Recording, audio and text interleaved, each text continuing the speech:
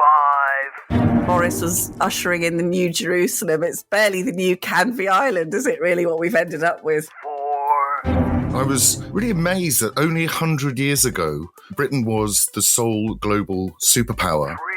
3. He is now polling, in terms of public approval ratings, lower than Boris Johnson at the depths of his despair. 2. Too many Tory MPs don't want what Conservative voters want. 1.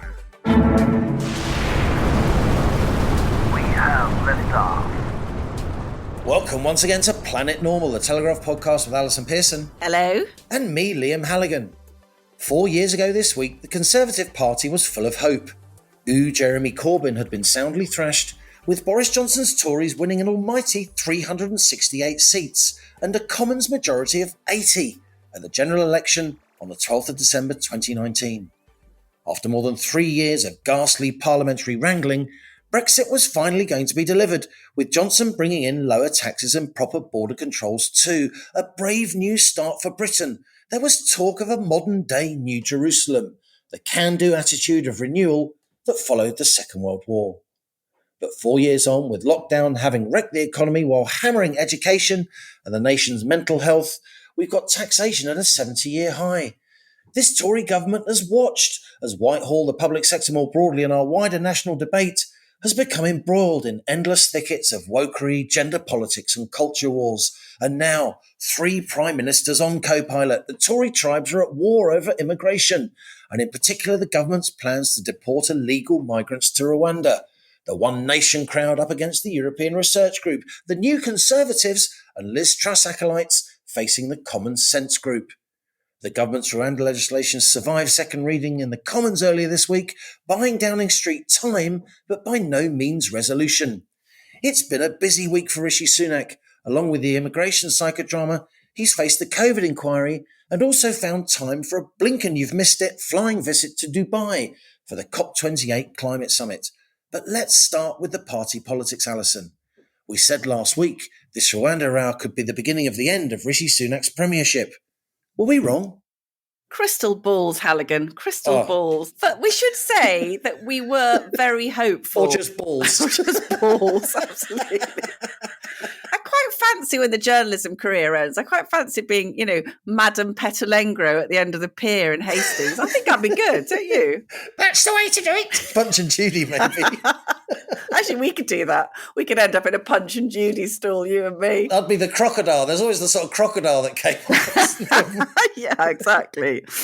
It's so bittersweet, isn't it? Thinking about that election victory, how elated so many of us were when Corbyn was defeated. It just made me smile, you saying that Boris was ushering in the new Jerusalem. It's barely the new Canvey Island, is it really, what we've ended up with? Oh, my God.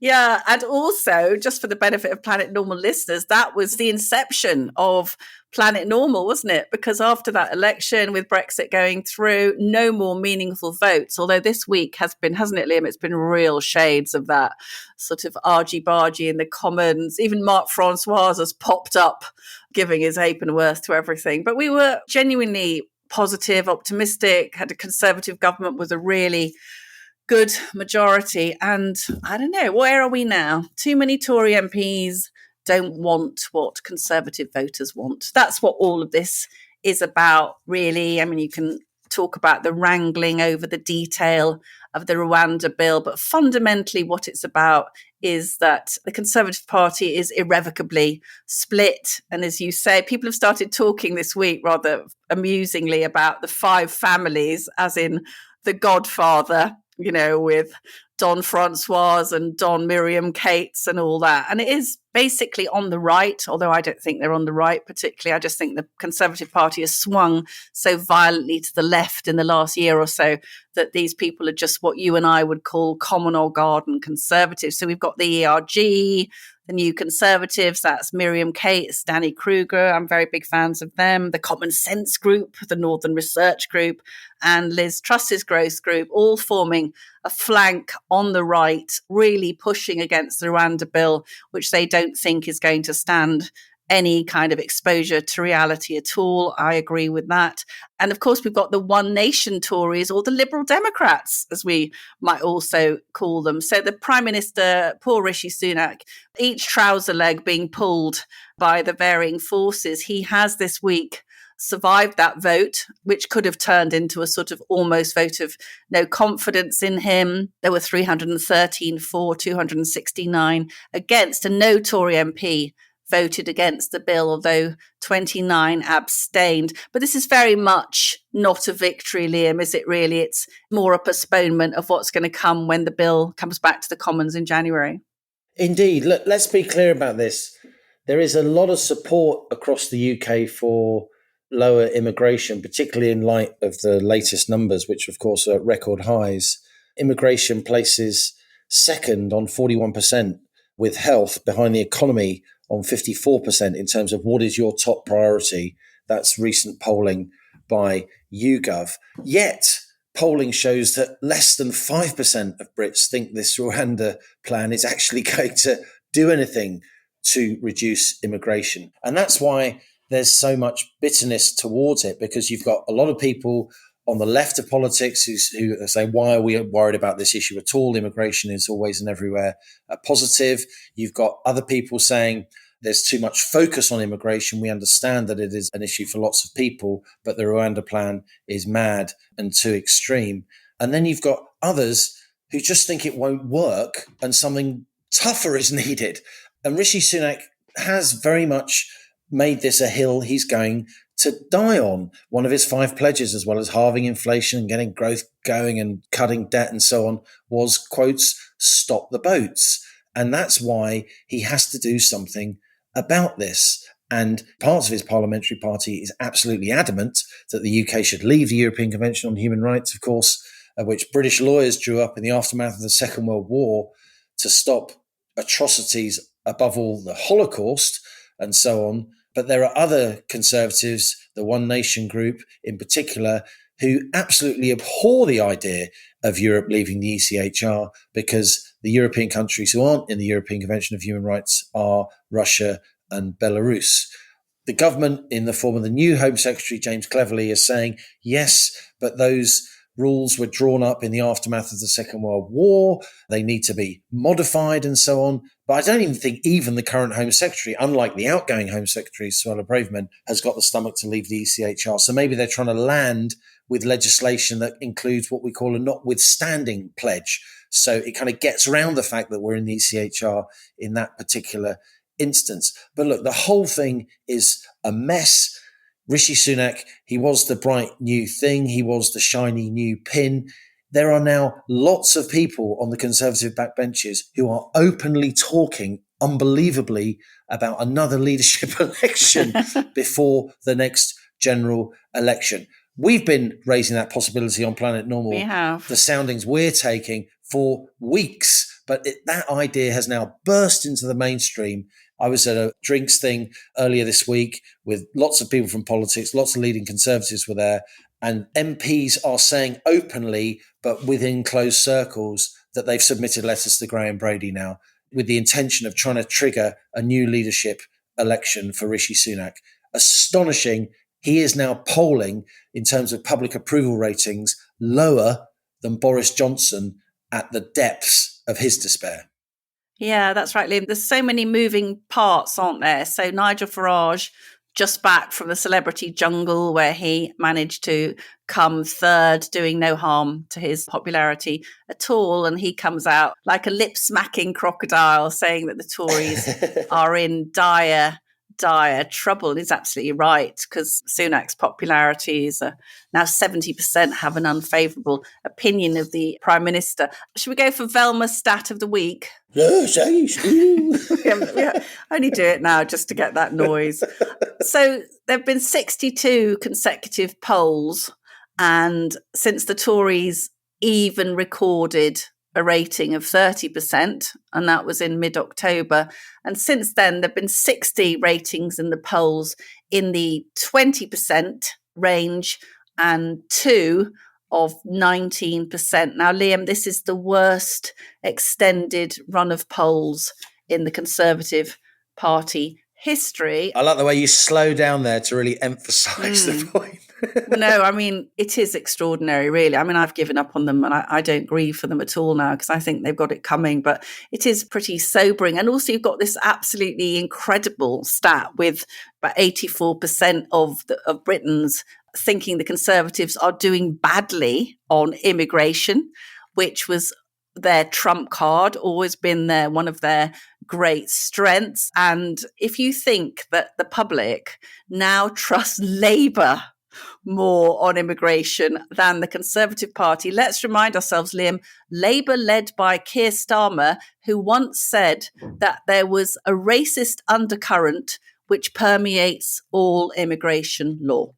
So the man who is going to become the Prime Minister of the country next year, unless some sort of asteroid comes and takes out Tower Hamlets, which that may be the only thing, Keir Starmer thinks immigration law is racist. So that's where we are. And there's a huge gulf between the ruling class and the country. And I think that opens up a huge amount of opportunity for the other parties, Reform, SDP, Reclaim, the smaller parties offering now a different vision of this. Now, somebody I thought was very interesting this week, which I'm hoping to get onto the podcast, Robert Jenrick resigned as the immigration minister, despite having been a close mate of Sunak's. And Jenrick gave a very good, Jenrick allegedly was sent into the Home Office to keep an eye on Suella Braverman and her excesses, but I'm not sure if you could say going over to the dark side, but he's certainly switched sides.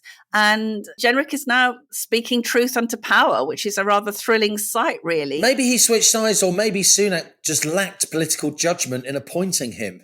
This guy does not have much political experience. No, he doesn't. But it's interesting that someone who has been in that core inner circle is now starting to say some really jaw-dropping things. So Robert Jenrick said he thought a political decision choice had been made to bring forward this Rwanda Bill, which doesn't do the job. He said that in its current form, it would still allow a range of legal claims which will bog down the scheme. And he says it's very clear to all those people who actually understand how the system operates that this won't succeed because people who are under threat of deportation will still be able to appeal on the grounds that Rwanda, even if the British government has said is safe, is not individually safe for them. So I think what we're looking at really is the fact that once again, the human rights lawyers will be saying, but Mr. Ahmed's got bad wisdom teeth or something, or, whatever. So that's just going to kind of derail it yet again. And I think the government is hoping for at least some symbolic people on flights to Rwanda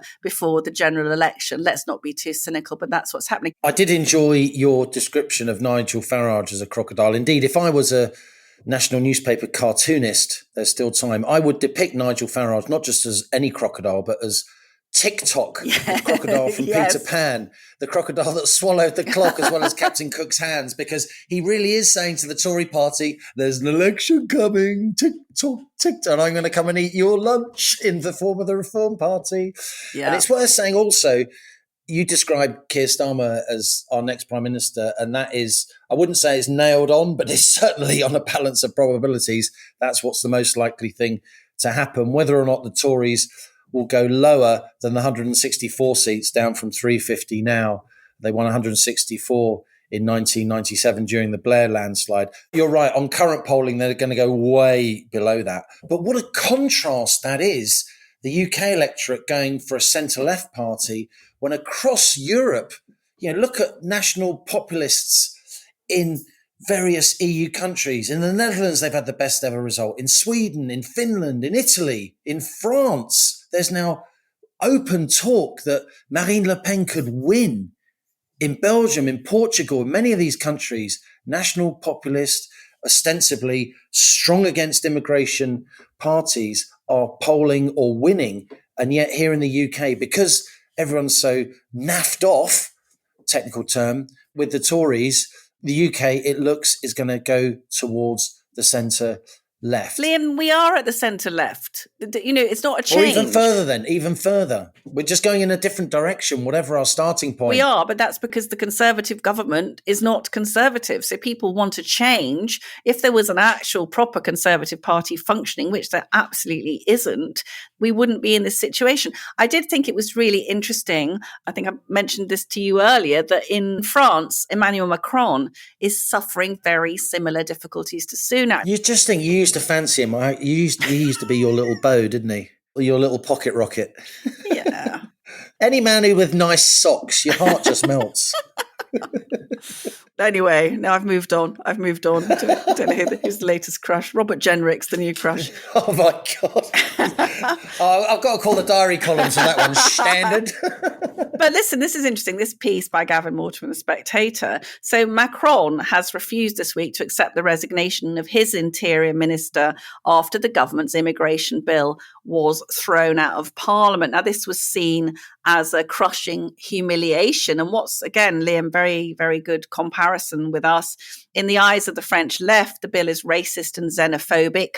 They objected to the proposals to cut welfare benefits and expel more illegal migrants, while on the right, Marine Le Pen's National Rally, as you mentioned, and the centre-right Republicans considered it too liberal, specifically the clause that would regularise the status of illegal immigrants working in some job sectors. But this is the fascinating point, is that Macron, like Sunak, is at heart in favour of free movement. And I think what we're seeing now all across Europe is basically these globalists who have got themselves into power, who are more interested in, with an eye on the sinecures they're going to be occupying after they're out of power. And one phrase that you and I were very struck by from Robert Jenrick, the new crush, was when he was talking about on the Koonsberg programme, and he said politicians shouldn't care about our reputation on the gilded international circuit. Now, I am fed up of my government, of British politicians saying, oh, we can't do that because what would happen to our international reputation? I mean, it's basically sod the safety of the British people, sod the terrorist threat of thousands of undocumented young male migrants coming in. And I am fed up of them governing with their own self-interest, their own eye on international kudos from their friends at the COP28 and all these summits, so they can say, jolly good, we're nice chaps. It's not nice. It's not good for the British people. And I think this is all across Europe now. We're even seeing it, Liam, aren't we, in the States, with Biden being held to ransom by the Republicans until he sorts out the huge numbers coming over the Mexican border. I often think that discussions here in the UK about the EU don't actually ever refer to what's happening in the EU. No, they don't. I say that with some regret. So many of the newspapers across Europe, you don't even have to speak or read French, German or Italian. It's all available in translation. But we mustn't forget that in 2015, EU governments gave Sweden, Norway, Denmark, Germany, Austria, they all had a derogation from Schengen for 2 years, so they could close their borders even within the European Union. And then those countries and others have added to them have been extending that derogation 6 months at a time. And whatever you think about leaving the ECHR, and of course it horrifies lots of civil servants and commentators, this is now an active discussion, whatever your view, across other EU countries. And so I don't think Britain's an outlier. Actually, it is interesting, as I say, that we're looking to shift to the centre-left while many other EU countries are shifting politically in terms of electoral outcomes and polling away from the centre and towards the right. But none of this will be any consolation for Rishi Sunak, who I think he's really coming up against, possibly for the first time in his life, very, very serious difficulties, issues that he faces that he can't get his arms around, genuinely Gordian knots that he's trying to untie. And he must now be thinking, is this the end of my premiership? Is he going to lead the Tories into the next general election? Just last week, I wrote in the Telegraph that if he can hang on, Sunak may want to go for a longer game, pushing an election till the end of 2024, maybe even early 2025, if interest rates keep coming down, if inflation keeps coming down, if you get some kind of economic feel-good factor, the Tories will want to hang around for that. And yet, that may now not happen, not least because he could be turfed out by his own MPs. But also, Alison, we should bring into the conversation, because just today, Wednesday, when we're recording Planet Normal, some really bad GDP numbers showing that the economy contracted by 0.3%. And the idea that the UK could go into recession is now back on the table. And why is that? It's because we raised interest rates 14 times in a row. And as the Bank of England's economists said, and I do think they were on the money on this, unusually for me, I'm praising them and their forecasting, but the Bank of England's economists said that a lot of the tightening implications of those 14 rate rises have yet to come through, have yet to be expressed. Monetary policy, that's changing interest rates and the quantity of money in the economy, work, as Milton Friedman said, with long and variable lags. And we've got lots and lots of monetary tightening still in the tank to come as those higher interest rates squeeze credit, squeeze borrowing, squeeze lending as companies get rid of debt and households don't take on debt. A lot of that tightening is still to come. And it may be, Alison, rather than the cost of living crisis easing, rather than the sunlit uplands of economic progress beckoning in 2024, it may be, and I say this with huge regret, it may be the economy gets quite a bit worse, even if interest rates stay the same, before it gets better. But why, Liam, why would, for argument's sake, a Kemi or a Suella, why would they want to throw their hat into the ring now? Because all they're going to inherit really is a mountain of pain, a party so fractured it makes the Montagues and Capulets look like best friends, doesn't it? And I personally think that immigration next year, the immigration figures will probably be almost as bad as they were this year, very unlikely to solve the small boat. So I don't know, that I'd be interested to see your thinking about that. I should just say before you answer that, Sunak did well at the COVID inquiry this week. He said sorry, but not just to the COVID bereaved. He made a point of saying that he was sorry for all the people who'd suffered under the restrictions. And that was, I thought, very well done. And he said really quite powerful things. He said that scientists hadn't always given ministers the correct data. SAGE was less unanimous in its decisions than they had been led to believe. He defended Eat Out to Help Out because he said that it was vital to save hospitality jobs, not least because people who work in hospitality are among the poorest people in the country, including women and ethnic minorities. And there was an amazing exchange. Well, in fact, there were a couple of incredible exchanges. We haven't had much like this on this show. Let's just tell Planet Normal listeners that Rishi Sunak at the COVID inquiry used my favourite word, which is... nosocomial. Yes, he said that they had not been given accurate hospital data. Well, who knew that apart from you and me? Nosocomial, definition of a disease originating in a hospital. The things we learnt during lockdown are the things we learned. And qualies, we learnt about qualies, didn't we? Sunak said we actually should talk about the qualies, which I'm sure listeners will know, that this is the means by which the NHS assesses all treatments and medicines, whether someone with cystic fibrosis can have a medicine that costs 30 grand a year. It's actually operated, in a quite restrictive and sometimes punitive way. And Hugo Keith KC said grandly. You can't say his name without... I think if he'd been called Keith Hugo, we'd have an entirely different human, don't you? I think I'm going to let's start calling him Keith. Now you're sounding like Rowan Atkinson when he interviewed Elton John. But shouldn't you be called John Elton? Did you sort of get it wrong or something? We're going to start calling him Keith Hugo. But anyway, so Keith Hugo announced loftily to the Prime Minister, he said, we're not talking about quality life assurances. It's a quality adjusted life year. And, NHS managers, and I wouldn't wish this on anyone, they have to sometimes decide where they put scarce resources, who are they going to operate on, what's going to produce the most quality adjusted life years, bang for your buck. It's a very, very common principle of medicine that most journalists now would know what it means. The COVID inquiry should be looking at how much money... Sorry, are you still doing Keith Hugo impression? I can't quite tell. Sorry. I'm going to go and take over. Essentially, what is the COVID inquiry looking at if it isn't looking at the vast millions that were spent for each life saved. Many of them, no disrespect to our elderly population, because you and I both have beloved elderly parents, but if they spent, we printed 400 billion quid, that's exactly what the COVID inquiry should be talking about. Was it worth spending the money? And later in that exchange, Rishi Sunak said that taxes had to go up because of the lockdown and because of all the associated costs and the lack of receipts coming in, etc.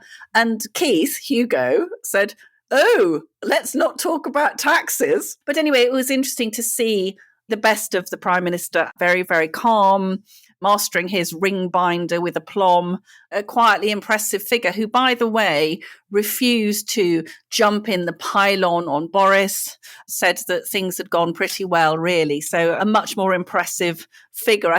Have we got time for a quick mention of the COP28 boondangle, which happened this week?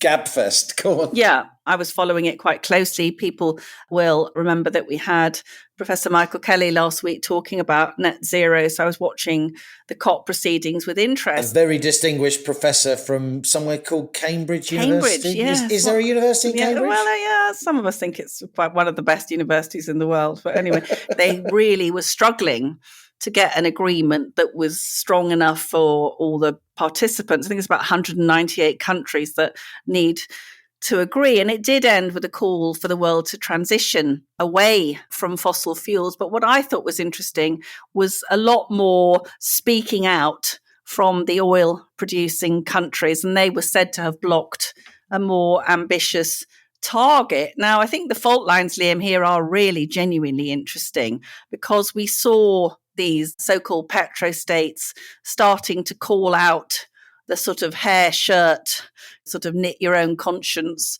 brigade in the West. And I thought that this guy, Prince Abdulaziz bin Salman, he's Saudi Arabia's energy minister, and he caused a real fuss when he refused to agree to a phase 8 of oil.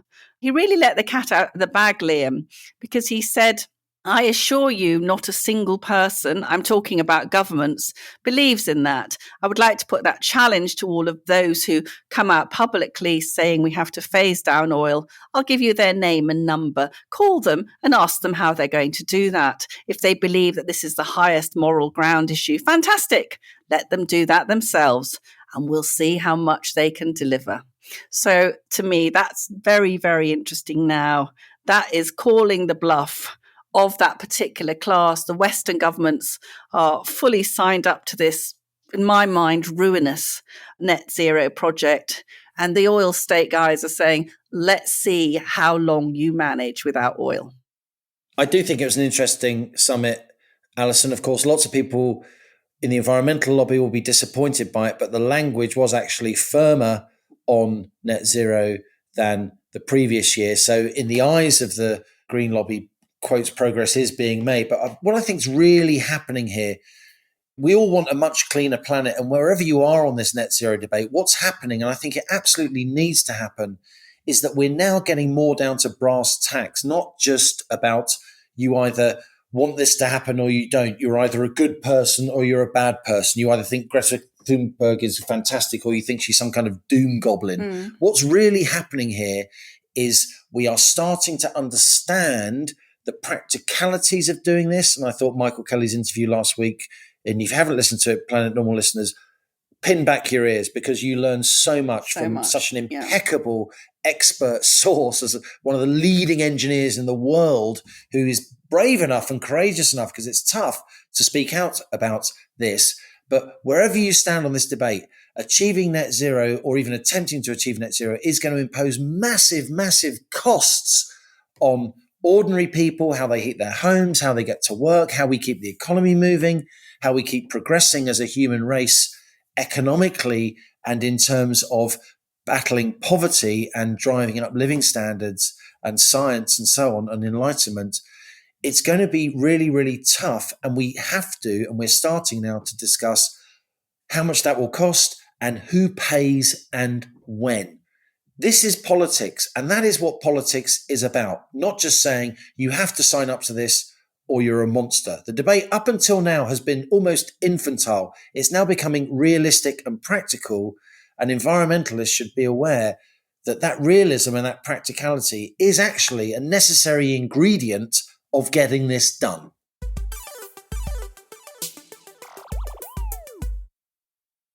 Logically, as journalists, we have to go to the place of bombing to see what happened, to interview people, but honestly, it is very risky. Hello, I'm David Knowles, host of Battle Lines, an original Telegraph podcast. Join me and our foreign correspondents on the ground for the latest analysis on the Israel-Hamas war. We're in a new phase of fighting now in Gaza. Before, the Israeli military was targeting the north, then they were moving south. Now it's everywhere. Listen to Battle Lines every Friday on Apple, Spotify, or wherever you get your podcasts.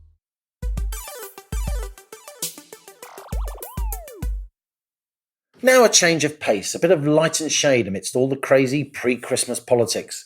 Because today's Planet Normal stowaway is Matthew Parker, who in recent years has emerged as one of the UK's leading historians. Parker's work has covered topics including the Battle of Britain, the sugar plantations of the Caribbean, and the construction of the Panama Canal, a project that financially crippled Scotland and France in the 18th and 19th centuries respectively, before being completed by the US early in the 20th century. Born in El Salvador to British parents, Parker spent parts of his childhood in Norway and Barbados as well as the UK, and one of his books is called Goldeneye, focusing on the house in Jamaica where Ian Fleming wrote his James Bond novels and the jaw-dropping antics of the real-life characters who passed through. Parker's new book, One Fine Day, Britain's Empire on the Brink, uses a vast array of primary sources to describe what was happening across the British Empire on a particular day in 1923, when the Empire was at its zenith, its biggest in terms of area covered. It's an astonishing approach to writing history. And here is my chat with historian Matthew Parker.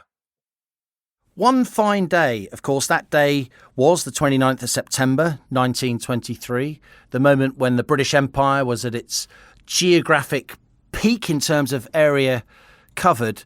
Just try and tell us how powerful the empire was at that moment.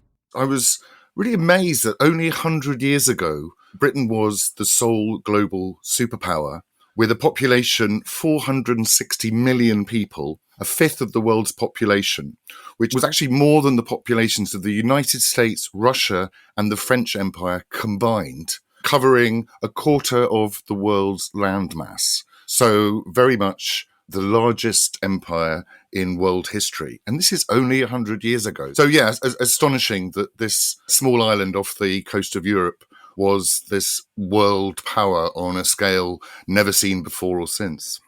You're an accomplished historian, if I may say so. You've written my favourite of your books, if I may say so, Panama Fever, about the building of the Panama Canal at the turn of the 19th into the 20th century. What did you learn about the British Empire when you researched this book that surprised you, Matthew? It's the extraordinary power. I mean, within this huge geographical space, you've got immense riches. You've got something like a quarter of the world's wheat production, half its rice, wool, chrome, tin, 60% of its rubber, 70% of its gold. So this is an enormously wealthy, in theory, sort of polity.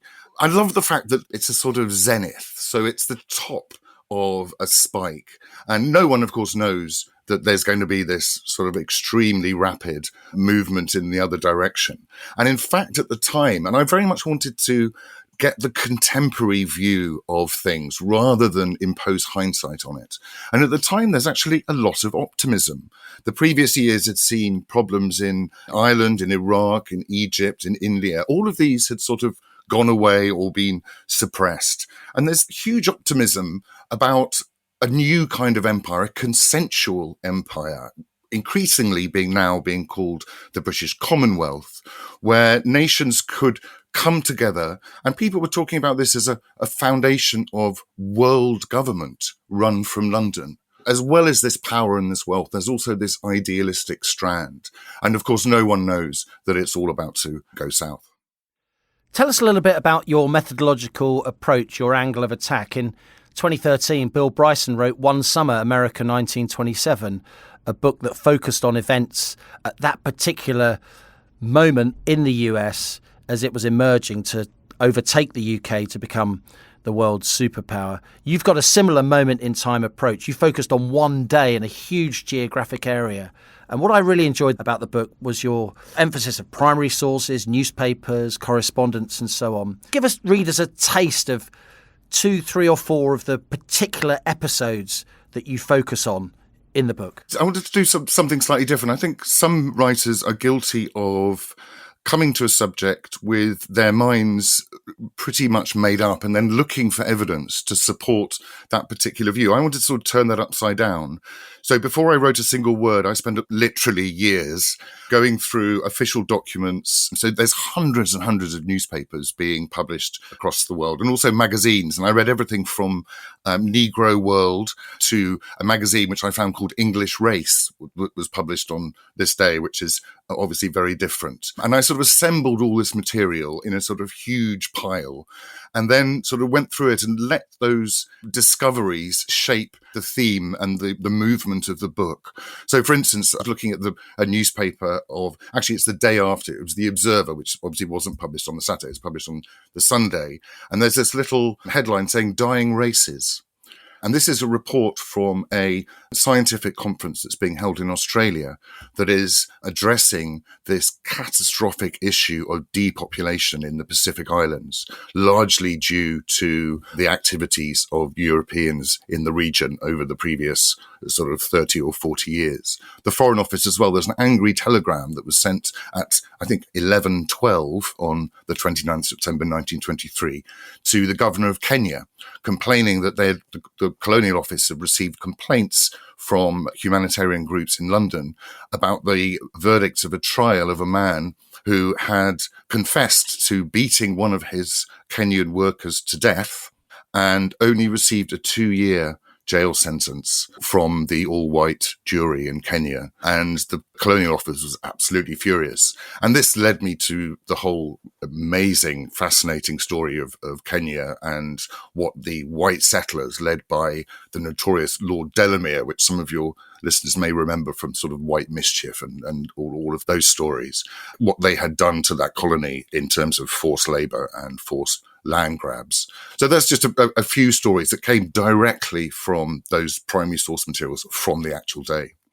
Tell us why it was that September the 29th, 1923, what happened geographically to push the British Empire to its geographic maximum, and then why was that the peak? What happened soon after? I think it was to do with the Palestine Mandate, right? That's right. Obviously, the British had been in Palestine fighting during the war, but the 29th September was the day where the mandate became law. So there'd been delays, there'd been arguments with the French over the border with Syria. So this was the actual day where the Palestine Mandate became part of the empire. So this was the moment where you could actually walk from Cape Town in South Africa all the way to Rangoon in Burma without leaving British-controlled territory. So this was the sort of cornerstone of this geopolitical sort of arch.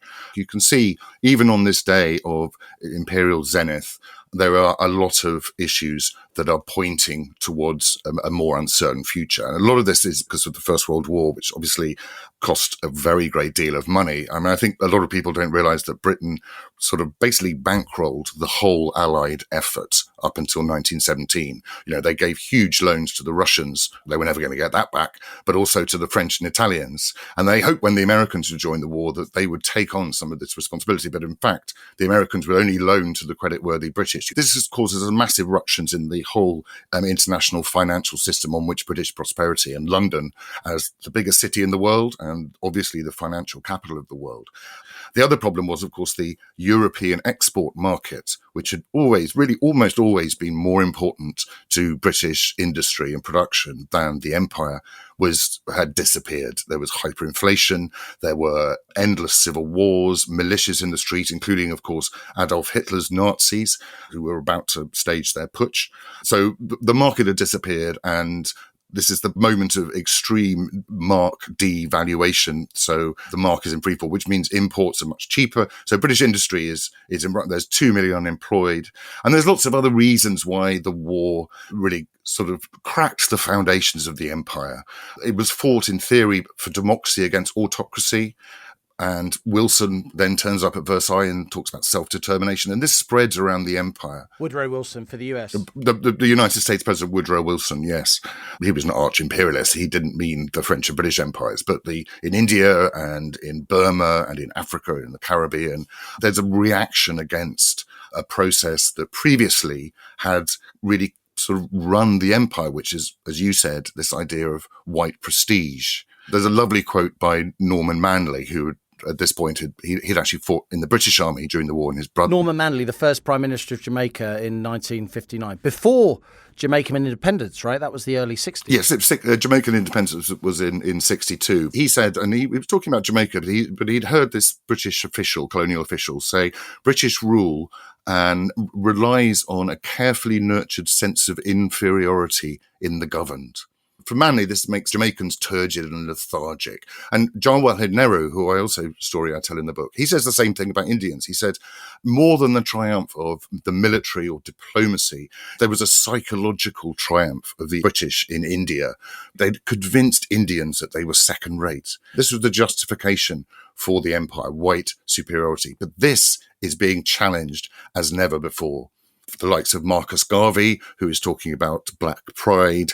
You have Pan-African movements, you have Pan-Asian movements, and you have people trying to reclaim their dignity that has really been taken from them by being put in this subservient position. You know, in West Africa, they're wearing traditional African dress rather than dressing as a European. They're starting literary societies. They're running their own churches and schools. I mean, the schools story, education is, of course, one of the proudest boasts of people at the time who were promoting. They would say education, medicine, development, peace, all of these are benefits of the empire. I sort of unpack all of these in the course of the book. There are complaints at this time all across the empire about the nature of the education. If you're in the West Indies, you're taught the height of the Chilterns, and you're taught the kings and the queens of Britain. And there's a lovely story from this woman, one of the few women who have any sort of agency in the empire at this time, called Sylvia Leith Ross. She's an education inspector in Nigeria. And she tells the story of going into a classroom in quite an isolated part of Yoruba land in southern Nigeria and seeing sort of 40 or so entirely baffled little black kids looking at a blackboard with the words Ella of Aquitaine on them.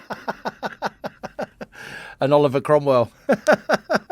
So anyway, it's kind of funny, but you can see that why. There's an Indian journalist who I quote, who's in a newspaper from this day. He says, we're just being taught that everything British is superior to everything Indian. Nationalists are saying the same thing in West Africa. We are being taught that Africans and black people are inferior to British and white people. This is humiliating and it's demotivating, and we want to change this. And this is what now people are beginning to do.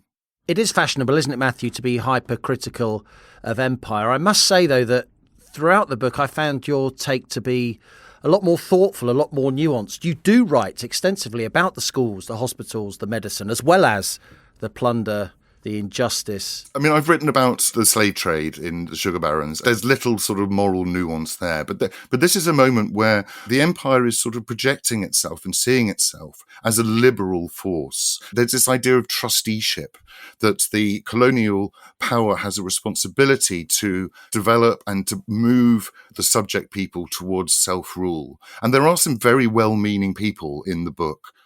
I found it refreshing, I must say, given there is so much criticism of the empire, that you gave in your book, as well as talking about the plunder and injustice, you gave a sense that a lot of the officials involved, a lot of the people who were implementing colonial policy, thought they were doing God's work. They were on a kind of moral mission to improve humanity, at least in their own minds. Yes, and there's this idea of trusteeship, of a responsibility. And this is quite a new development. It's a sort of post-war thing. The empire has a responsibility for the well-being of all of the people who are in its care, if you like. And if that sounds patronizing, it's because it really was patronizing.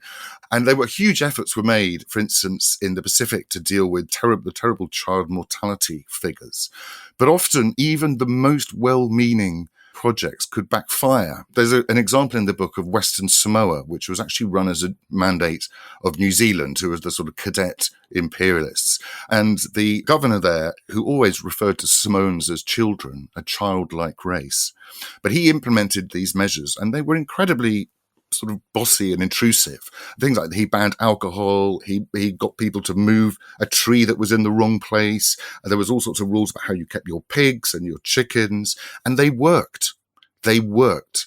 The infant mortality rate improved immeasurably. But at the same time, Western Samoa was the only place in the Pacific at this time with an active anti-colonial organization who were called the Mao, because they felt infantilized. They felt that they were being patronized, to death. So that's an example of a well-meaning measure that actually backfires. And there's others where the missionaries arrive, they ban headhunting. Great. They stop, and the imperial figures, the imperial leaders stop warfare between these little islands in the Pacific. But they also ban dancing because it's a bit too lascivious. They ban all sorts of cultural practices, which were actually the bedrock of these cultures. And without them, the cultures collapse. The real tragedy of this population collapse that I mentioned earlier in the Pacific is not the death rate, which is very high, mainly from imported diseases. It's the birth rate. No one wants to have children. Absolutely goes in 2 generations. Families from having 3 children won't have children, or 1 at the most. And so that's the main reason for the population collapse. They don't want to bring children into what is now a meaningless world. Finally, Matthew, there's lots of discussion these days about reparations for Western countries to former colonial nations. There's lots of criticism directed at the British Empire. What do you think's the legacy of empire in a nutshell? That's a really hard question. That's like the question. I'll have to tell you, when I first started this book and I was having my first meetings with my editor, he said, the marketing people are asking Matthew, this empire, are you for it or against it? And I sort of put my head in my hands, because this sort of balance sheet idea, the minute you look at it carefully, it just falls apart, partly because you can't generalize about the British Empire. It's so diverse. On this day, we see places that are basically in the Stone Age, and we see places with civilizations much older, some might say sophisticated, than Britain's own. So any kind of generalization is a nonsense. So would Nigeria have been better off if it hadn't been a colony of Britain? And then you get into that sort of whole counterfactual sort of nightmare. Do we still have, Lord Leverhulme and turning up trying to buy lots of palm oil? Are the French going to take it instead? That way madness lies. So you can't generalize, I'm afraid, about the legacy of the empire, or whether we should feel more pride than shame in what our grandparents and great-grandparents were doing on this moment of its maximum territorial extent. So many historians, Matthew, zoom out and generalise. What you've done in this book is you've zoomed in and told us about the specifics, warts and all. It's a fascinating book. Many congratulations. And thanks so much for appearing on Planet Normal. A pleasure. So there you have it, Alison. One fine day, Britain's Empire on the Brink. It was published on the 29th of September 2023, 100 years on, by Abacus. Breathtaking, says Peter Frankopan. Excellent, says Dominic Sandbrook, and we'll put the Telegraph review of One Fine Day in the show notes to this episode. I've just gone on to Amazon and ordered it for my other half for Christmas. Always trying to find books he hasn't read, Liam. It's a fiendish job. It's a rip-roarer. It's a page-turner, because Matthew grounds everything he says in specifics. He's read endless newspapers, correspondence, magazines. Yeah.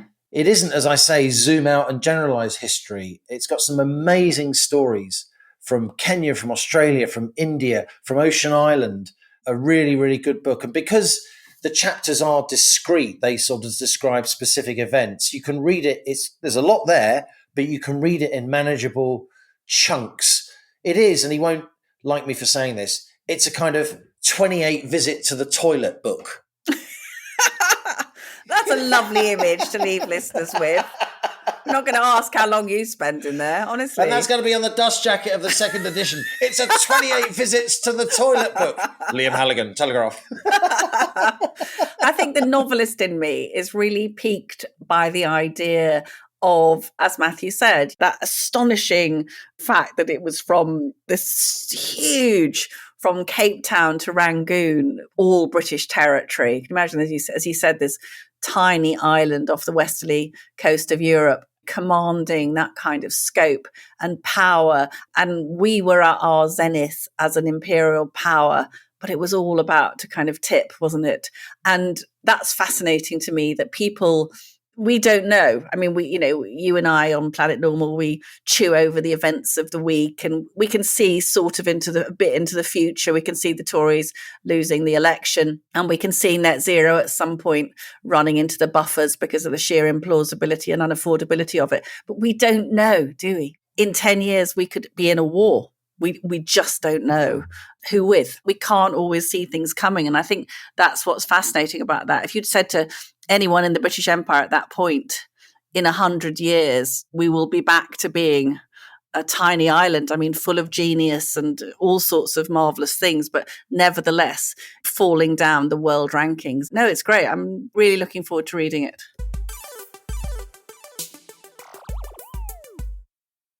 Now on to our listener emails. Your messages sent to planetnormal@telegraph.co.uk. Please keep them coming. We love to hear from you, the citizens of Planet Normal.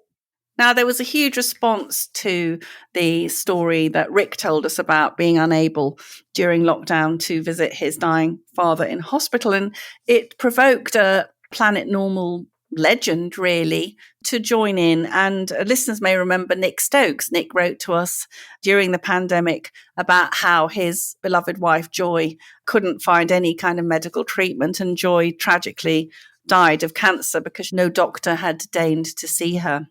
And Nick says, Alison and Liam, I could not read Rick's story without reflecting sadly on the tragic and entirely avoidable death of my dear wife, Joy, in April 2021. You will recall GPs refusing to do face-to-face appointments with Joy until her cancer was too advanced, and Joy spending a wretched last few weeks alone in hospital, away from her loved ones, all because of COVID. I still have nightmares, wondering what must have been going through her mind on her own, with nobody to love and care for her. The Telegraph featured Joy's story widely in the weeks leading up to and after her death, but sadly nothing much seems to have been learnt. Certainly Joy's experience is deemed to be irrelevant and of no consequence to the wretched inquiry. I am insulted when the KC dismisses attempts to ask the real questions.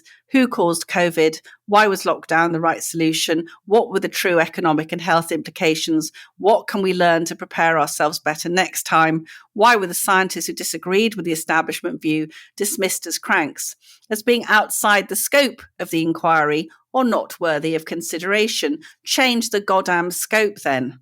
Sorry for the rant, Alison and Liam, but as you can see, time has not lessened my anger and frustration. I am appalled that the inquiry is allowed to carry on, wasting millions of pounds when it refuses to consider what really happened and who the real victims, apart from the families of those who died actually from COVID, are. Who died or suffered like Joy and are still dying and suffering because of COVID and because of lockdown. Keep up the good fight, Nick. Alison, this one's from Phil. I graduated with a degree in mechanical engineering in the 60s and spent over 40 years in the implementation of very large projects involving professional engineers from many disciplines. Can I say what an absolute pleasure it was to listen to Professor Michael Kelly? He reminded me of the many senior professional engineers from many countries it was my good fortune to work with over many years. Analytical minds, the ability to ask basic questions, having to present requirements, designs, plans at every stage to questioning audiences. Just basic skills for good project engineers. Of course, our establishment, says Phil, as they constantly demonstrate, have no understanding of basic science, maths, engineering, and many other things, and have no idea what they're talking about with respect to net zero. As Professor Kelly related, they're unwilling to even discuss the basic issues. I'm not optimistic, as with COVID, questioning voices will be silenced. You indicated you'll keep discussing this issue. How can a fellow traveller like me help? And there's a lot coming in about the COVID inquiry. This is from Gary. Hi, co-pilots. As a solicitor recently working for a major public inquiry, I increasingly despair of the COVID inquiry. Is it destined to be the HS2 of inquiries, years late, over budget, and going nowhere slowly? It is vital we learn whether non-pharmaceutical interventions worked, in particular draconian lockdowns. Real-world data emerging suggests that the long-term collateral damage easily outweighs any short-term benefit.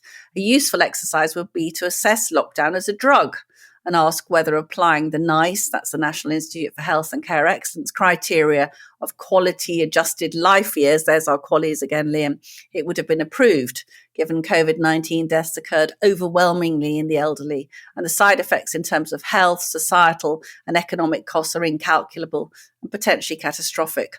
I suggest such approval would have been inconceivable. The inquiry appears uninterested in such issues, treating lockdown as unquestionable rather than a novel, untested solution, and those who dissent as heretics. Instead, we have the increasingly ludicrous spectacle of, here goes, Keith Hugo, Inquiry Council, trawling through profanities in WhatsApp messages in a blame game of spot the pantomime villain, in a manner reminiscent of a schoolboy looking up rude words in a dictionary. This may be beneficial for TV ratings, but in terms of preparing for the next pandemic, it is an exercise in futility. The longer I work in the public inquiry sphere, says Gary, the more I am convinced that it displays the characteristic of the famous Eric Hoffer quote, "Every great cause begins as a movement, becomes a business, and eventually degenerates into a racket." Public inquiries have become a perfectly designed mechanism for transferring tens of millions of pounds from the hard-pressed taxpayer into the well-stuffed pockets of lawyers. But by the way, Liam, Gary very kindly has offered to cooperate with us in background information into the ways that the legal profession has skillfully engineered the inquiry process to fit its business model. That's the reason why an inquiry takes a minimum of 5 years, much less, and it's not nearly as profitable for the lawyers. So I think I'm going to be liaising with Gary over that. And John adds, "Hi, Alison and Liam. Not sure why we would be so exasperated by the inquiry process when Sir Humphrey in Yes Minister called it so many years ago. A basic rule of government," said Sir Humphrey, "is never set up an inquiry unless you know in advance what its findings will be.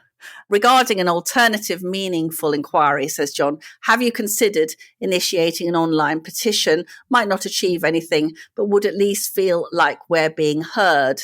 Thanks for all your good work, John." I should say, John, that the discussions are going on amongst some very strong parties about setting up an alternative COVID inquiry, which I'm sure we could get done and dusted in 6 weeks for about £5. So I'll keep you posted on that. Hat tip to the Daily Mail. There is another newspaper in Britain. Daily Mail had a story that COVID lawyers are trousering between them £750,000 a day from this inquiry. And finally, this is from Victoria, a loyal Planet Normal listener. "Dear Alison and Liam, inspired by Bob the Bard," of course, our regular Planet Normal poet, "I've put into words how I feel after a terrible experience with the Solicitors Regulation Authority. As a taxpayer-funded government department who should be working for me, I felt the whole thing was a cover-up to not look into my concerns. I'm guessing many others have similar experiences with other departments and agencies."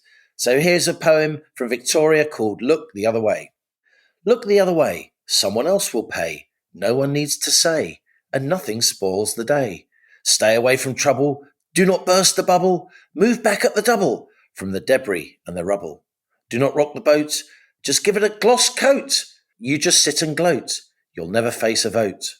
Don't lift the rug, stay hidden in the fug. You are safe and smug, while the public is the mug.